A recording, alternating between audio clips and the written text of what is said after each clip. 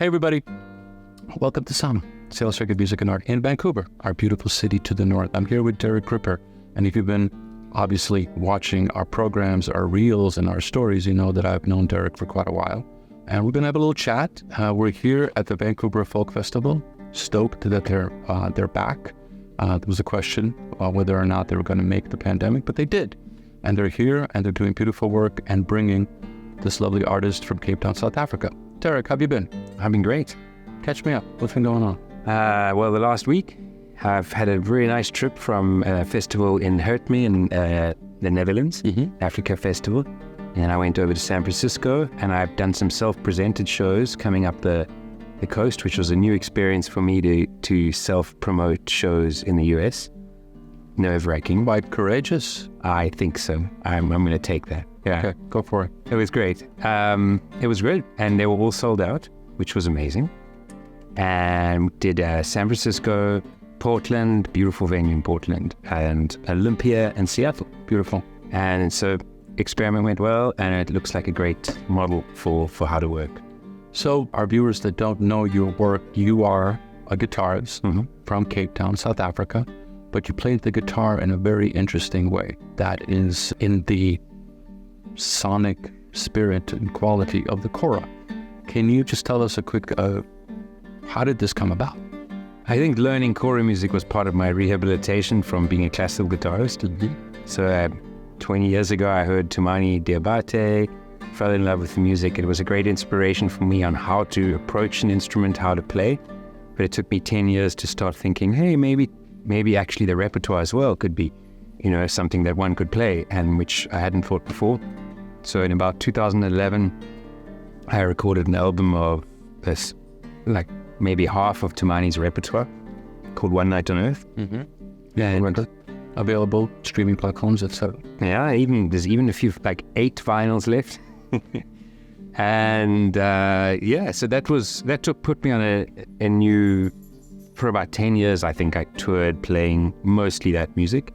Left aside my composing and things for a while, and then probably just before the pandemic or during, I started writing music again, and I had released a few other albums around the Kora music, and translating songs of Baba Ma or Salif Keita and other Kora players like Mbalakesi Soko.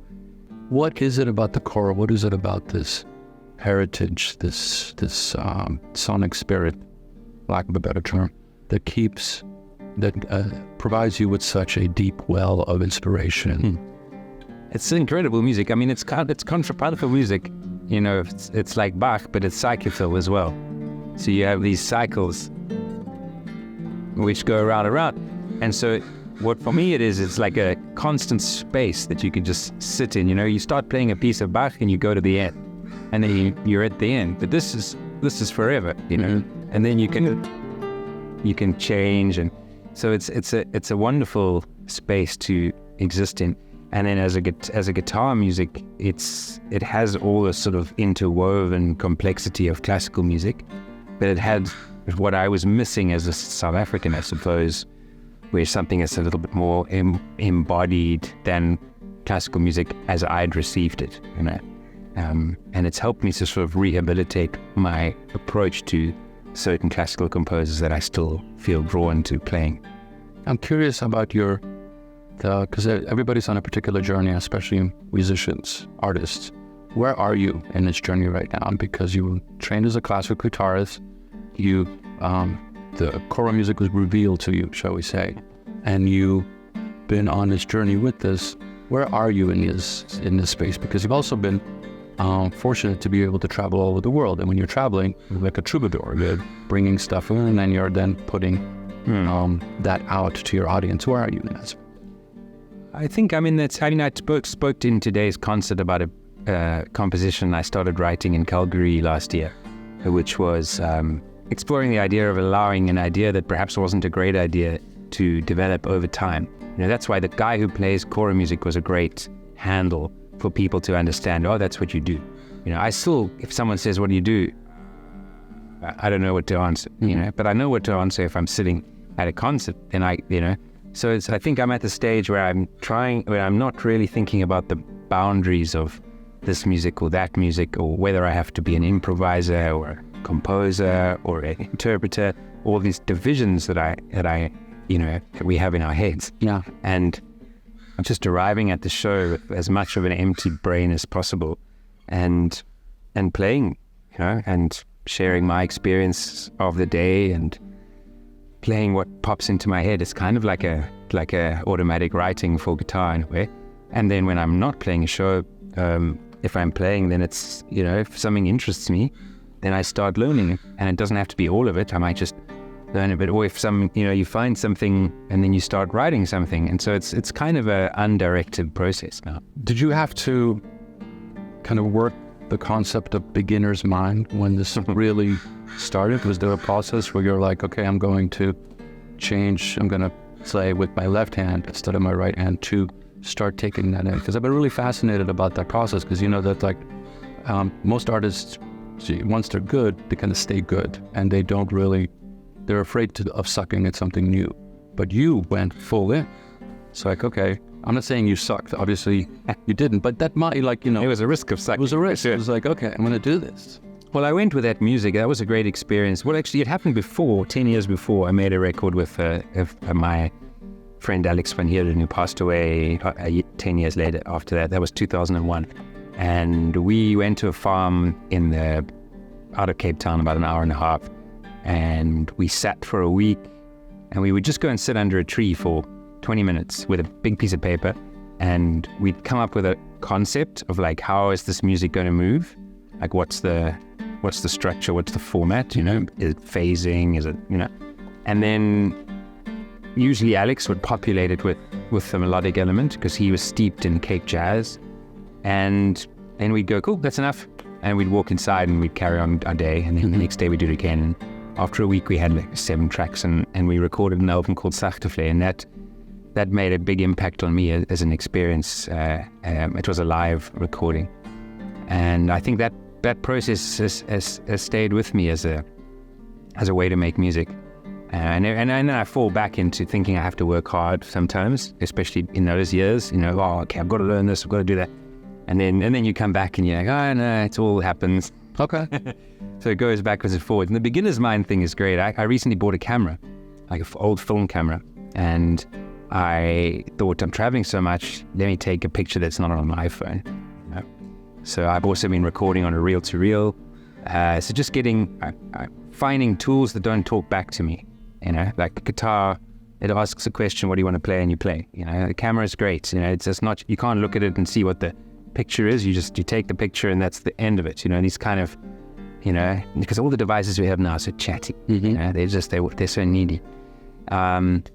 And that process was really informative for me, because if you go onto any blog online and you see the complexity of photography, guys talking about it forever, this and that and the other, and I was deeply uninterested in that. So I realized there were 3 variables that I needed to know, and I could ignore the rest. Now in music, it's kind of the same, but because you've been steeped in it, you think, but if I don't pay attention to that, then maybe that record's not going to do as well as it could if I used this.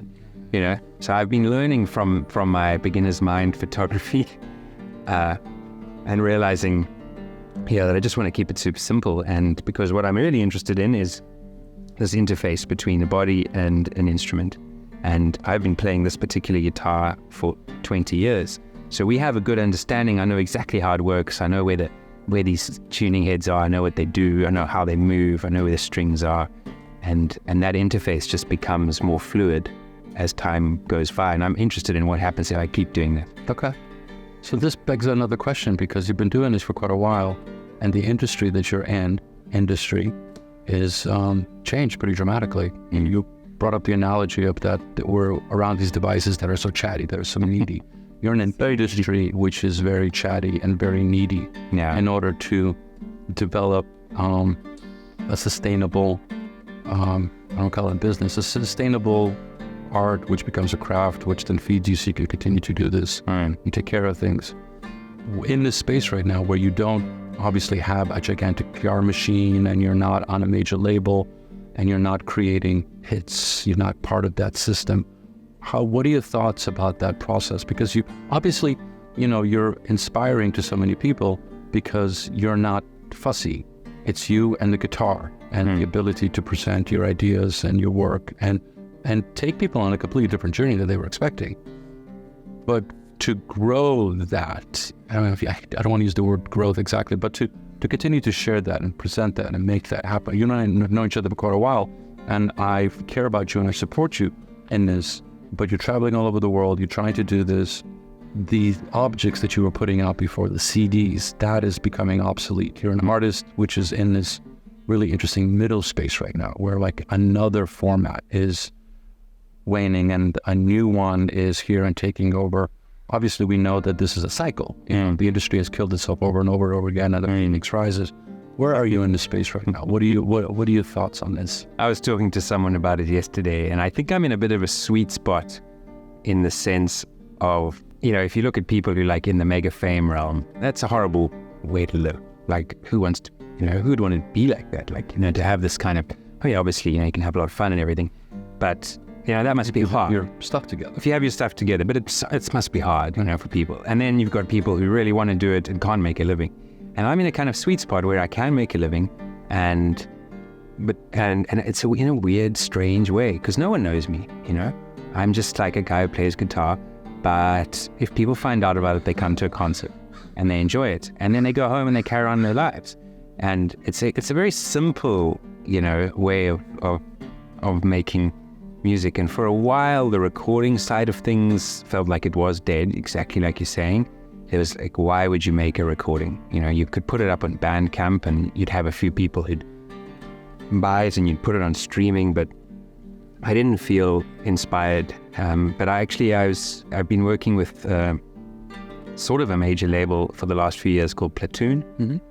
And Platoon have been great. I'm not one of their big stars or one of their big earners, but they support, what I'm doing in really wonderful ways. And that has made me massively prolific. I can record all the time.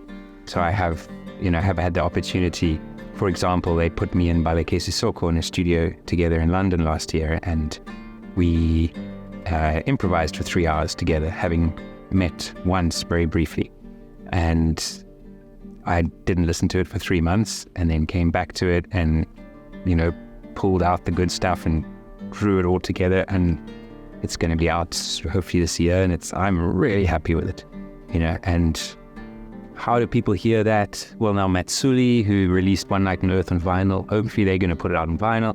So there's all these little things that just happen, and they kind of, and I think I want it to be the same as the music, like you could have an idea, okay, I need to get hold of a label and I need an agent and I need this.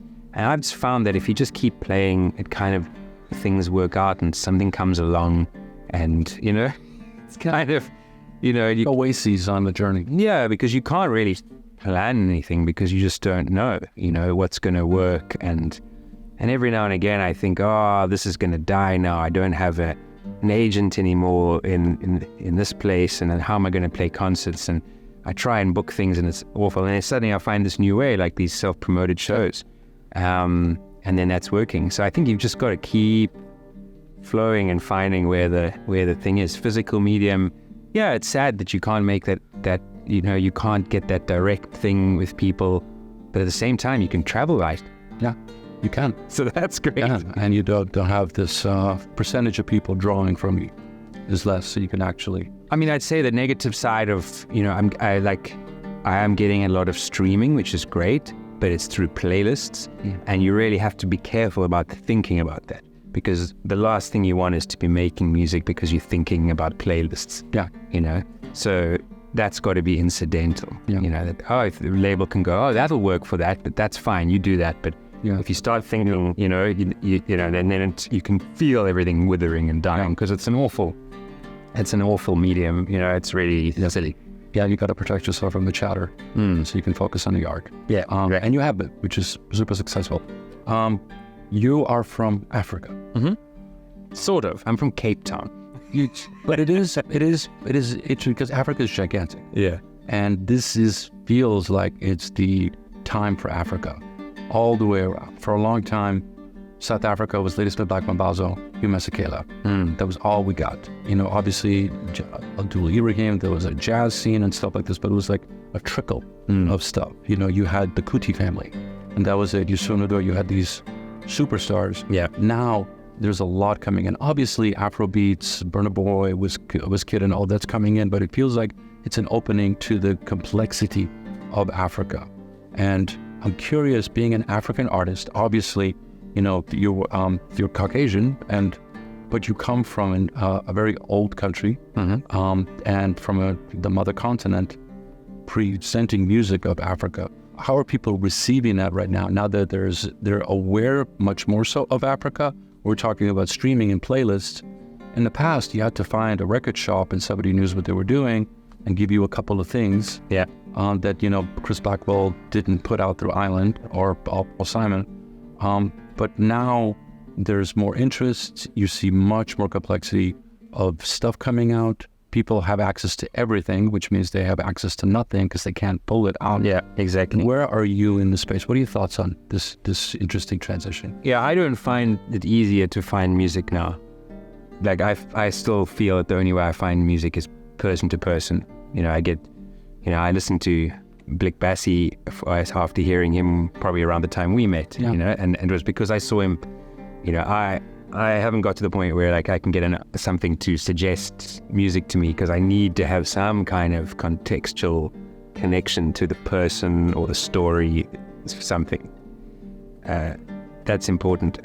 Platoon is doing a lot for, the music industry in South Africa. It's doing a lot for finding artists, giving them opportunities, and I'm hearing, some wonderful music out of their stables, some great stuff, and it's and the fact that people can. There's a living recording industry in Cape Town, largely as a result of them, albums happening. So that's pretty exciting to see. There's a whole scene, and there continues to be a great jazz scene.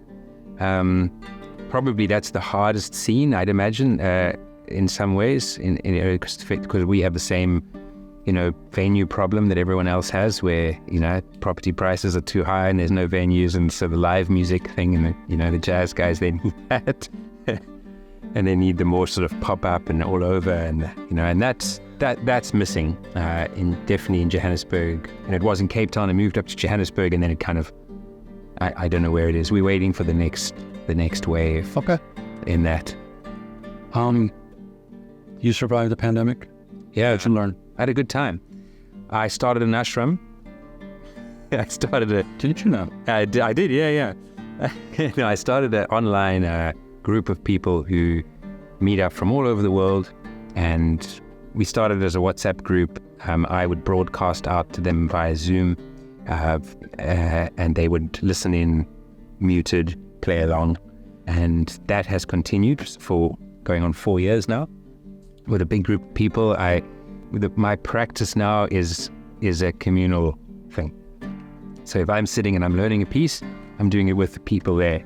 So it's allowed me to focus on the details, on the geeky parts, on developing new repertoire and exploring old things, and to interact with a group of people who are interested in the nuts and bolts of what I do. And that's given me such appreciation for the people who listen, and the people's journey to learn and to free themselves up on an instrument because they have always wanted to play an instrument but couldn't. So I learned, that was great, and it opened up, as I said, you're always looking for these new flows, and who knew that the learning could be a flow that could be a place that you could exist in. And it gave me a resilience financially that allowed me not to rely on touring, which then made the touring able to be more intentional, find new directions, not be so desperate, because it used to be August, I've got nothing. So that could be more, and it's actually allowed the touring to really move in a much better way, a little bit slower. This answers my question that I had for you before. It's like, what are some of the things that you're looking at in this new modality of the business? And how do you actually connect with your fans, and how do you create an opportunity for them to support you? The thing that excites me is in 2011, I released One Night on Earth, that album you mentioned, and I did it as a crowd-funded album. But before, I don't know if there was crowdfunding sites at the time. They certainly weren't available in South Africa. So it was crowdfunding as in, this is my bank account, you know. And then I put it on Bandcamp for any price, including zero. And I really loved that. I really loved that loads of people downloaded it for free, and loads of people paid, and loads of people paid more. Some people paid less. And I found that exciting because there was an organic movement, and the advertising was the album itself. So people who just came across it could download it, you know. And I've been looking for ways of expanding that. And of course that died because, you know, then we were giving our music away for free all the time. So that was disappointing at the time. But finding more flows like that with playing live is really, and being able to be in a place for longer. You know, the usual model, you get booked somewhere and then you can't go back to that place for, you know, 6-month radius sometimes. And I love what, you know, classical musicians back in the 20s, they'd go to New York, they'd play a concert, it would go well, they'd play another one, they'd end up playing for 2 weeks. Yeah. And that way you can build an audience. I just always felt that, you know, if I go to New York and I play a gig as part of some festival, I go back there in a year's time. In the meantime, I'm here and there. You're never building anything, you know, you're not getting that communication going. So I'm finding ways now to do like longer residencies, go to Seattle, play 4 concerts, you know. Tarek, thank you. Thank you so much. We have time maybe for one song? Cool. Okay.